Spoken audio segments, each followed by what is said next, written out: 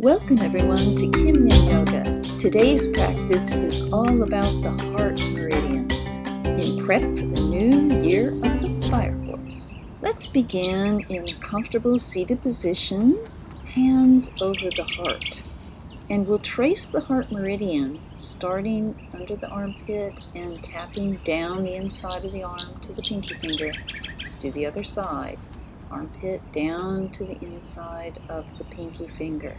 Next, backs of the hands together, fingers laced, poking out, elbow creases up, bring it in, turn it around, elbow creases towards each other, bring it in, elbow creases up, arms straight, bring it in, elbow creases towards each other, arms straight, bring it in, one more time, elbow creases up, and bring it in, elbow creases towards each other. All right, now we'll tent the left fingers and sweep up, cartwheel over.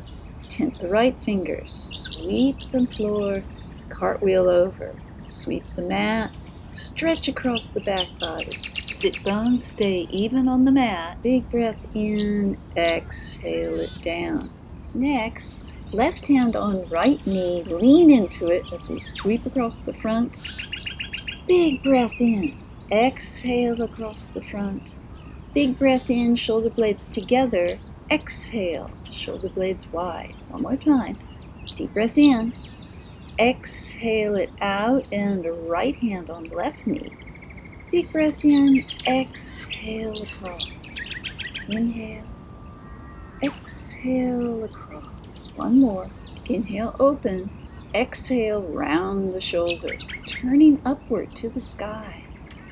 Touch the mat, look down, look up, follow the hand, paint the sky. It's a Tai Chi move. Up we go and switch over, left hand on right knee. Up to the sky, touch down. Reach, fill the lungs, exhale them out. One more, filling up the front body. Exhaling out. Okay, shake out the arms. Very well done. Hands together in prayer. We're going to push them up, open at the wrists, up above the head. Turn so fingertips touch, bring them down, temple again. Up they come, open at the wrists, widen. And fingertips touch, bring the energy down. We do it one more time, pressing the prayer together.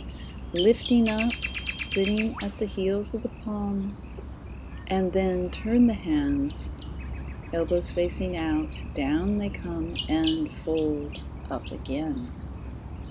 Nicely done. We're going to come over and do a couple of cat-cow variations. So we get nice and square, the knees under the hips, hands under the shoulders. Make sure there's pressure in the little fingers and all 10 digits. Deep breath in, look up. Exhale it down. Now turn the elbow creases to face forward, hands back. Deep breath in. Exhale it, feel the stretch. Turn them back, fingers face forward, looking up. Deep breath. Exhale it down, and we'll go ahead and stretch on up into an extended child's pose that we're going to turn into a puppy posture. A simple melting heart that's going to open the front body, stretch out the shoulder blades and chest, allowing the heart to melt towards the earth. Hands come up in a little shark fin to exaggerate the stretch under the arms and along the heart meridian. Anahata asana, the unstuck heart. It means we're releasing emotions, releasing tension, and allowing for healing. You can drop your chin to the floor and deepen the stretch between the shoulder blades as the heart comes even closer to the earth. Deep breaths here. As you exhale out, and we'll come on down into Sphinx posture. Forearms straight, your elbows tucked under your shoulders. Check behind. I like to make sure my feet are even, going in parallel direction. Nothing askew. And here we continue to open the chest, the front body, all 10 fingerprints pressed deeply into the mat. You can turn your head to the side. Deep breath out. Breathe it in and exhale to the other side, loosening the neck, the spine, keeping tension out of the shoulders and the back. If you're tending to lower back pain, make sure you don't over-exaggerate the tilt of the pelvis. And by pushing the pelvis forward, you can flatten the spine a little bit and relieve any pressure there. In the hour of the horse, between 11 a.m. and 1 p.m., we're at the middle of the day, the time when the sun is the brightest and the highest in the sky. And this is when the heart awakens the strongest, because we're putting the bright awareness there. But without supporting the spine, the heart will not open as richly. The spine represents how we feel protected, supported, understood. And it's that lower back in combination with the Heart Meridian that makes all the difference.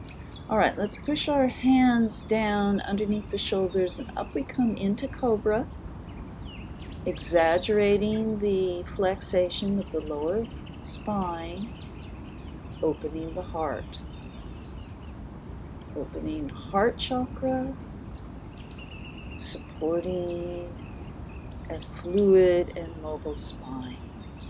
The two will work together. Love, heart chakra, and support. Lower spine, kidneys. It's the Libra to the Leo heart. All right, come on up to tabletop. We're going to squat down on those toes and get ready, launching into circular cat-cows. This continues to open the front body and loosen the spine, rolling it both ways. Put your shoulders into it, your back into it, your hips into it.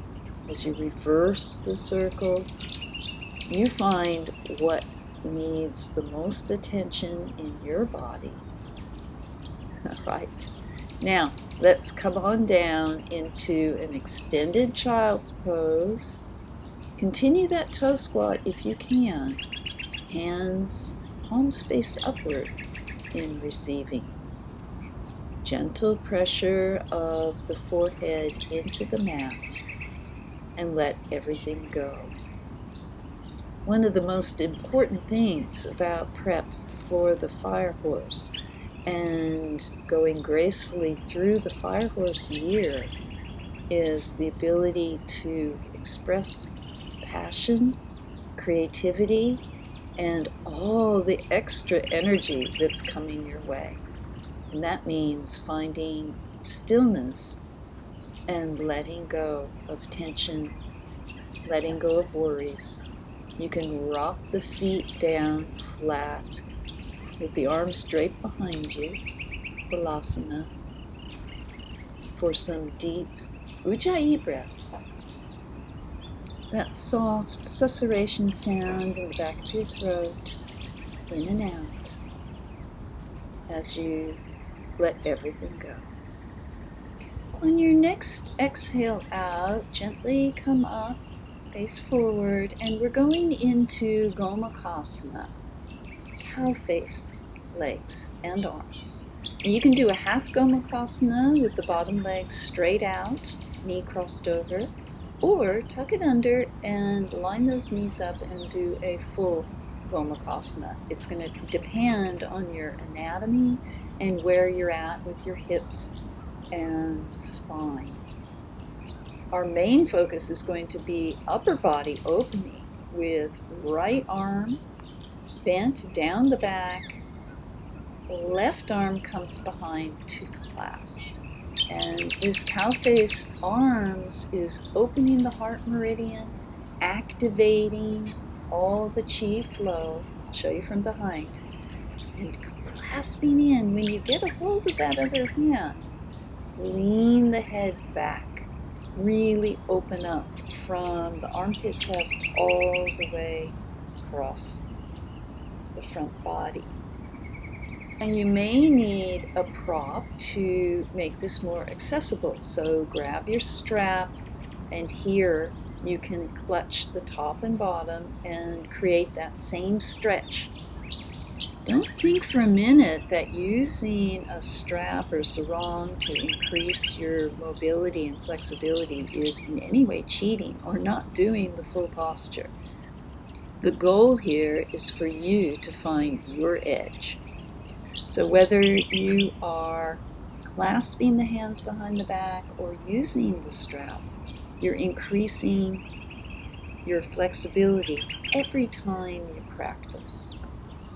We'll be here for another few breaths, and you might want to practice again the Ujjayi breath. Long, slow susurration sound in the back of the throat.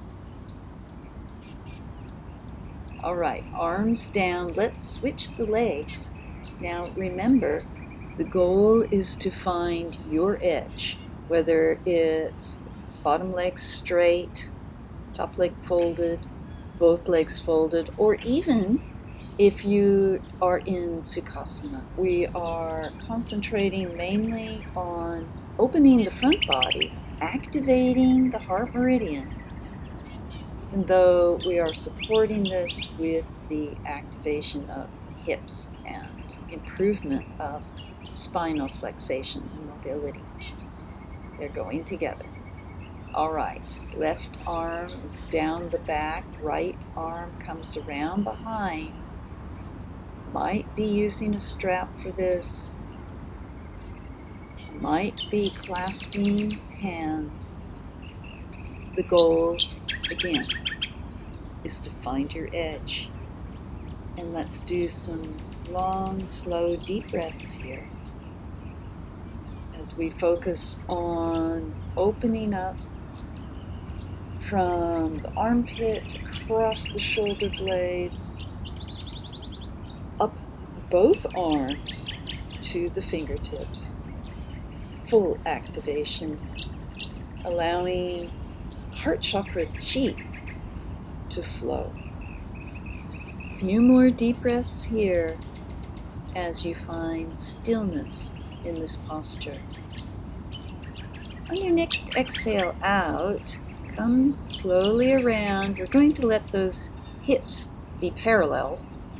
I'm sure they're ready for it now. So Dandasana, staff or stick pose, toes pointed up, activate the legs, arms to your sides, and let's just do some alternate foot stretches, resting the hips, and we can come back with a Vishnu's couch variation, hands under the bum as we roll, hips parallel from left to right, allowing everything to normalize in the lower body after that intense edge as we ready for fish posture. Now don't do this if you have neck issues, just stay in Vishnu's couch. But if you're going into fish, legs straight, point the toes down, arch the back, crown to the mat. It's a beautiful upper body opener, activating that fire horse energy, activating the heart chakra. Now, if fish pose or Matsyasana is not fully accessible to you for any length of time, let's use a prop. So I'm getting a bolster, and I'm going to put it long ways. Tuck it straight under the bum, and I've got my legs crossed. I'm just going to fold the upper body, back, back, back, head back. I'm not worried about putting my crown down. I'm going for that gentle arch in the back and the opening of the front body. I'm going to take deep breaths here. You can keep your legs folded in Sukhasana, or you can even put them in fire log. So with the help of a prop, you can slowly gain this pose, opening up the back body, opening up the front body. The main thing is find your edge and then relax. Okay, one more time into fish pose with the prop, the bolster or blanket, or stretched out, looking at your feet, down they go, arch the back, crown to the mat. Deep breaths here as each inhale and exhale fills the lungs, fills the side body, and brings balance, allowing chi to flow. This is so vital for the 2026 year of the horse, because you are going to have a 10x energy flow, and you really need those pathways open and abundant. This is your key to success in 2026. All right, exhale it out. We're going to find the feet, bring them up under us, and stretch forward. Fingertips stay on the mat, open the throat, and come around, where we're going to do some gentle spinal circles, seated cat-cow, loosening the shoulders, the hips, the spine, going both ways, just to relax everything that we've put that positive pressure on. Okay, to continue our chi activation of the heart chakra, let's find Hero's Pose, Virasana, and we're going to go into Supta Virasana, also known as saddle pose. So if you can sit between your feet, we'll find that posture, and make sure you've got enough room behind you. I'm scooching forward. I like to place my fingertips over the bottoms of my feet, elbows to the mat, and just see how you go. How far can you go to find your edge, feel strong sensation, and not go into pain. If you can go all the way back into Supta Virasana, reclined hero's pose, awesome. Cross your arms, lift them over your head to exaggerate the stretch under the armpits across the front body. But if this is not accessible or too much at this point, grab that bolster blanket again, and this time put it crosswise. And you might find you can create a little supported arch for your Supta Virasana. So you get the beautiful stretch, you meet your edge, and you don't go over into strain or pain. Because the goal here is, once you find your edge, you need to relax. You need to melt into it. Long, slow, deep breaths.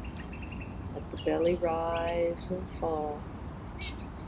Let the arms relax, the elbows relax. Let the forehead relax and the skin of the face. You decide where your edge is going to be. You may find that after a little bit of time with the prop, that you're able to come back to your elbows and right flat onto the mat. We're not too worried about keeping the knees together or flattening the back to the mat or even lifting the crown and creating a strong arch. Let's just see what kind of edge you can find in this gentle front body opening Supta Virasana. We'll be here for about a minute longer, so focus on those deep belly breaths, letting the abdomen rise and fall, maybe using your Ujjayi breath at the back of your throat. Just know that as you prepare for the fire horse, you are activating the heart, activating self-love, love of others, creativity, and also we're going to activate the Kidney Meridian and the lower back to feel supported. One more deep breath in. And as you exhale it out, stretch the hands overhead and gently come up to your elbows. Remove the prop if there's been a blanket or bolster under you. Turn the hips to the side and find Dandasana. We lift up the feet, activate the legs. Lift the right leg and put the heel between the big toe and the first toe, rocking the hips left to right. So a kind of stacked windshield wiper. Let's do it on the other side. This is so good for the spine and the hips. And get everything normalized after those deep stretches. All right, come on over, and we're going to find Pigeon. So left leg is parallel across the front of the mat. Right leg, you can watch it stretch out behind you, tops of the foot down onto the mat. Now you decide how straight that left leg will be. If it's parallel to the front, it's going to be a stronger stretch. Closer the foot goes to the opposite hip, the less of a stretch.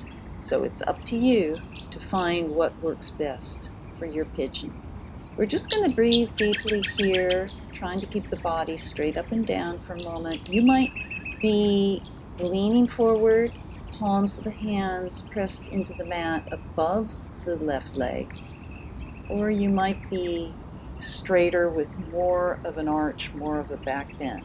Now we're going to go into a king pigeon if we can. So we're going to bend that right leg up, nest it into the hollow of the elbow joint, and arch over as we look down at the right foot. Fingertips touch. You find the pigeon that works best for you. The idea is we're opening front body, arching back body, and working both left and right hips, pushing down into the psoas as well.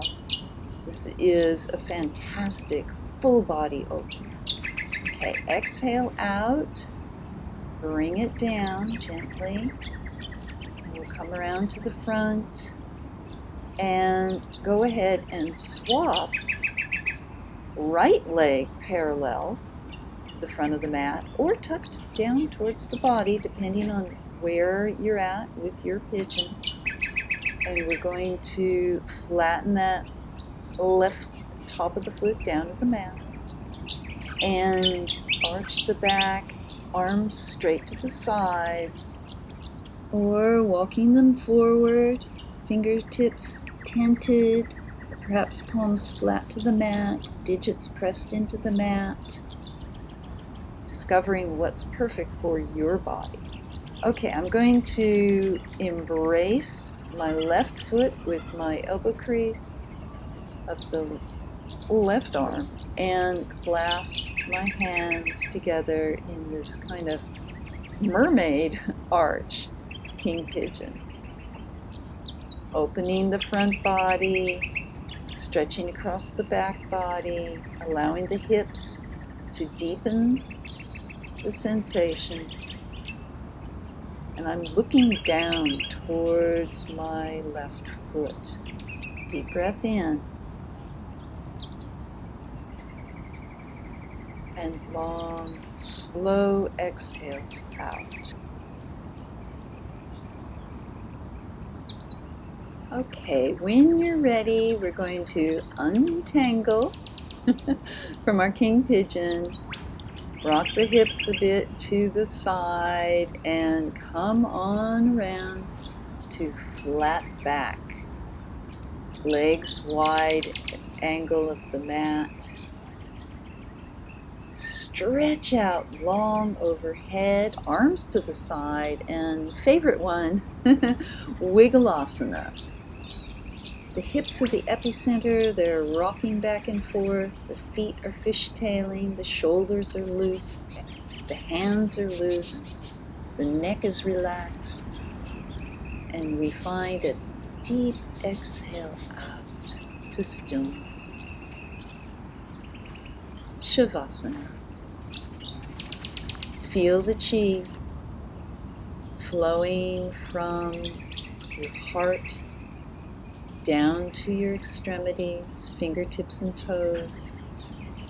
Feel the power of your vital life force circulating up to the crown of the head, down the back, up again, down the spine. Long, slow, deep breaths here as you let the nutrients of this practice, the vitality of this practice, and the enrichment of this practice settle in. You may like a Savasana variation, feet to the wide edge of the mat, knees up, and let them knock together. Hands over your heart or belly, and we'll take deep breaths here. As your whole body melts into the mat, imagine how it is supporting you, how the floor underneath the mat is supporting you, how the entire earth underneath the floor is holding you up, supporting the unity of your mind, of your body, of your spirit. Deep breath in. Let everything go. You can stay in Savasana as long as you like, but I'm coming up to face forward. This is where I can thank you for practicing with me today, engaging with the Fire Horse Energy series to open the heart. Namaste.